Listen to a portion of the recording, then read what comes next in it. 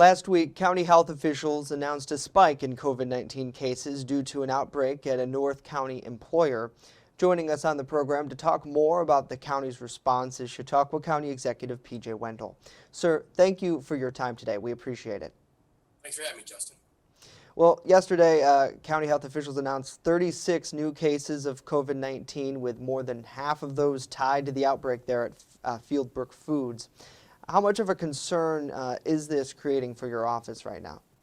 Oh, it's a great deal of concern, and it has been for, since this began, as to more than just a few cases. Timeline, as I put in the paper today, began a week ago Thursday. So it would have been, get the day right after the 16th. We were informed that there was a large number of individuals who were sent home, at which time proactively we worked with Wells Incorporated out of Iowa, the parent company. We worked locally with Fieldbrook Foods, and we got the rapid testing set up. So the idea that this took weeks to get out to the public isn't necessarily true. Also, what people have to realize is the concern was there was no transparency and we weren't informing the public. Well, having said that, those individuals, and we have to remember this has been the case all along, those who are close contacts were informed immediately as part of the contact tracing.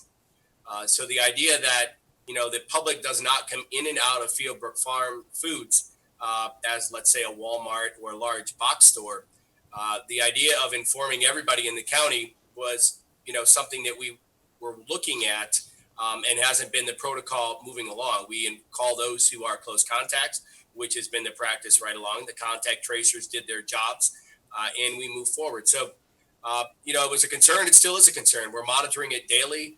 We're in constant contact. We, again, within, this first case started on Sunday. By Thursday, we had already had the plan implemented.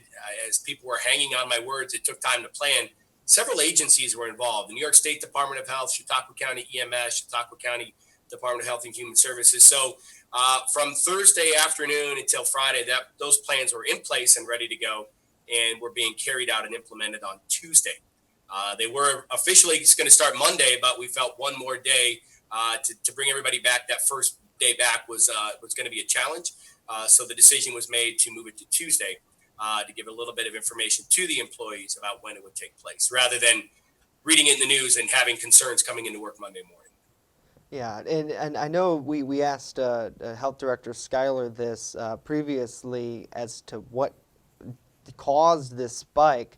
And she said that's really what the contact tracing process is for.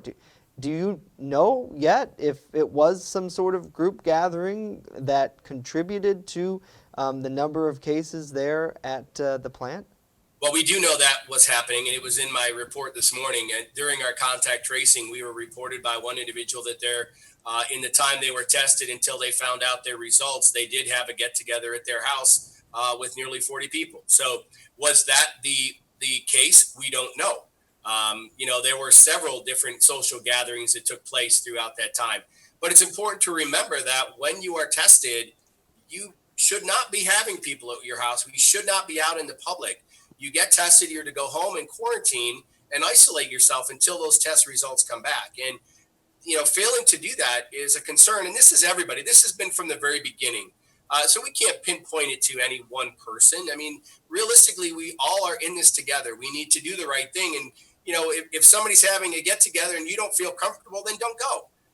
We have different pause orders that have come across that, somebody's having a wedding. I don't feel comfortable going. Then that's your right. We're not forcing anybody to go anywhere. We're not forcing people to go into gyms. We're not forcing people to do things they don't want to do. If you don't feel comfortable, that is your right here in the United States to exercise that right and not to attend. Now, you mentioned that the governor's pause order, which was a big topic for a long, long time, was when we were going to get out of that. The governor says statewide numbers are going in the right direction.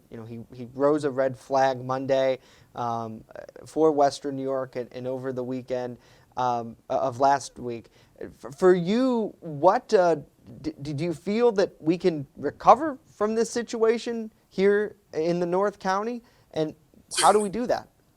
Well, Justin, we do this the way we've done it all along, is we need people and all of us together, whether it's North or South County. This isn't, any one area, we need to make sure that all of us here in the county, because there are some cases linked to Fieldbrook Foods that reside in Jamestown. So this isn't just a one specific part of the county concern, it's everybody. But it's that concern that we talk about in our control room. This is something that County Executive Paul Cars and I have both said. Being in phase 4, we'd been there for several weeks, since right around the 4th of July. So has there been complacency? We've seen that across the board. And we need to remind people that, again, with school coming up, with colleges back in session, people need to remember these social gatherings. Even if you're a college student, you're coming back and you want to hang out 10 or 12 of you with your friends, is that really the right thing to do? Giving up one semester, 1 year of discipline is going to pay off. And that's what we're asking everyone to do. I reached out yesterday with County Executive Paul Cars and Niagara County Chairwoman Rebecca Whittish, and we are going to be doing some Western New York public service announcements, the three of us, reminding the large counties, reminding all residents that we are still in this. This is still a worldwide pandemic. Our numbers are low. They still remain to be low, but we have seen an uptick in a cluster.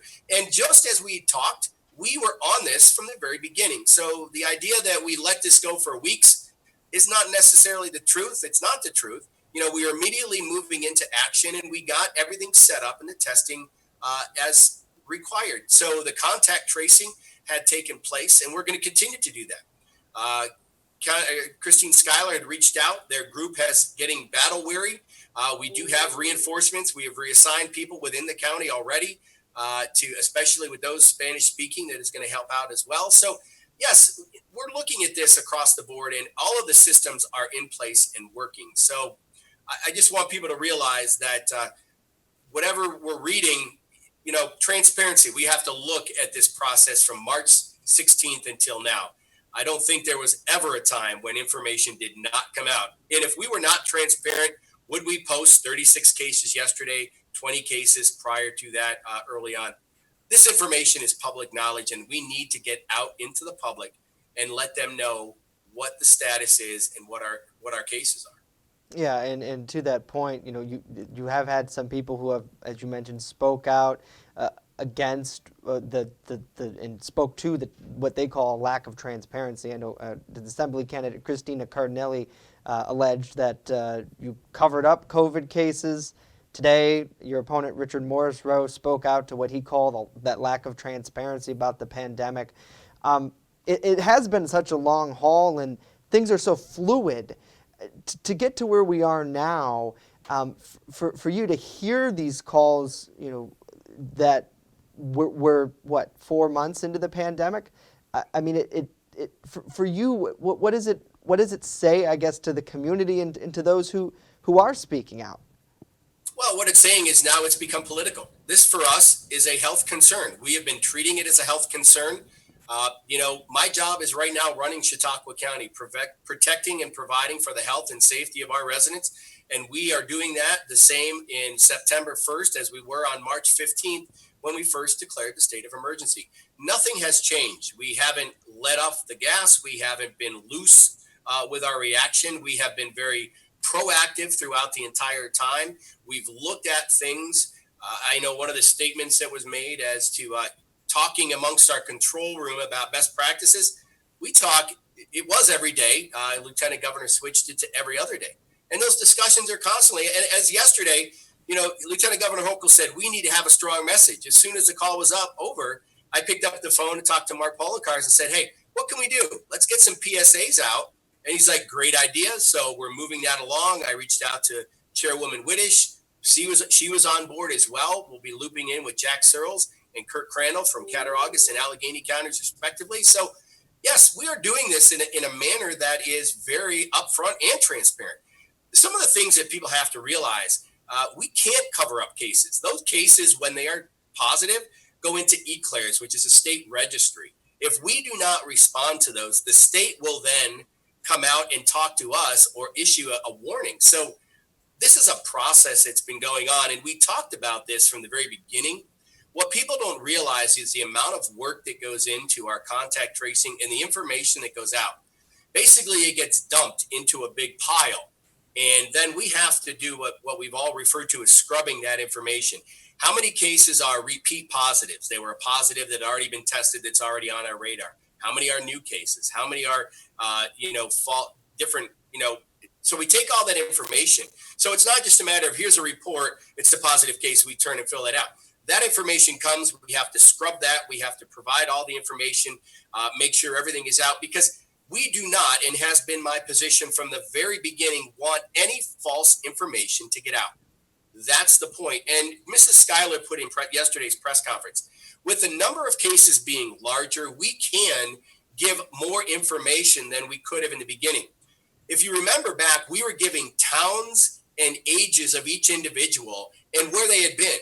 So having said that, I was getting information with addresses and phone numbers. I deleted it immediately. I don't need to know that. But what had happened, and this is a regional-wide decision from the 8 counties involved in the Western New York health organizations. When you put out a zip code in a small town, people know where it is. Why has Erie County done that? The town of Amherst itself has 3 zip codes and is as large as Chautauqua County. That's one town in Erie County, New York. So again, our numbers were small. One of the things we were preventing was the safety of our residents, because in Cattaraugus County, they were posting zip codes and there were threats being made on social media. We didn't want to do this. And this goes back to March. These are things that we discussed early on and we took into consideration. And again, protecting the safety of our residents, those who were COVID related and those who were not. So up to this point, the transparency has been there. I just find it odd now that after one article that came out on Friday, that now we have a cry from assembly candidate and my opponent that there's no transparency. The transparency has been there. We stand by that. We're going to continue to stand by it. We're putting out daily videos to update the public.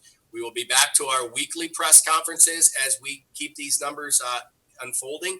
But we have to remember that our hospitalizations still remain low.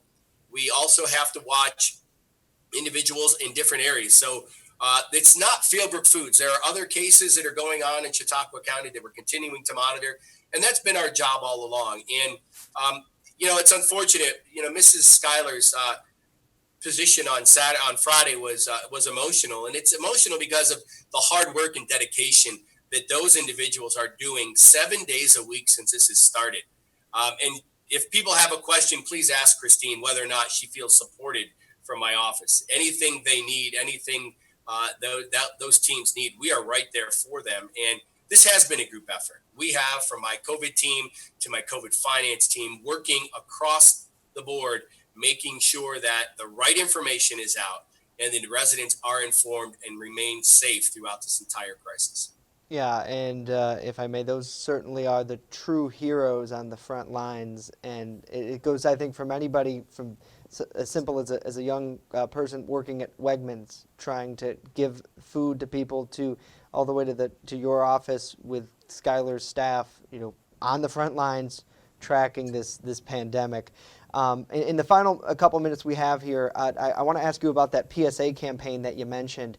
How far is that going to go, and how do you think the public is receiving this? Because we've had a lot of people who are kind of tired of following the guidelines and wearing their masks. And do you think that the PSA will have an impact, or do we have to continue to crack down and go to places and say this is not okay, you have to follow the rules? All of the above, Justin. We need to work and operate on September 1st the same way we did in March 15th or 16th and that following week when this came out. We are still in it. And, the PSA, it's very much in its infancy. We just started. County Executive Polenkar's team was getting things up and running as far as scripting and the information we need to get out. But I think people need to realize this is something that the 3 counties have not done before. And we need to reiterate the fact that this is important. I don't know what else we can do. People are concerned, and we need everybody to remember this. We're not out of the woods. The masks are helping. If you look at other countries where this started, these are things that work. These are measures that work. But the other thing people have to realize is we've planned for this. Everything is working as it was intended. The belief was there would be an uptick or a spike in the fall. Well, we might be a couple of weeks early from the autumnal equinox. But at the bottom line is we're ready. Our teams are ready, and things are moving the way they had been planned from the very beginning. So It's unfortunate people have made this a political situation right now. To me, my concern is the safety and well-being of all of our residents and making sure that the correct information is out there so those people can make decisions on whether or not they want to attend events, whether or not they want to go places, and what businesses they want to support. All right, Chautauqua County Executive P.J. Wendell joining us today. Sir, thank you so much for your time. We appreciate it. Thank you, Justin. Have a great day. You too.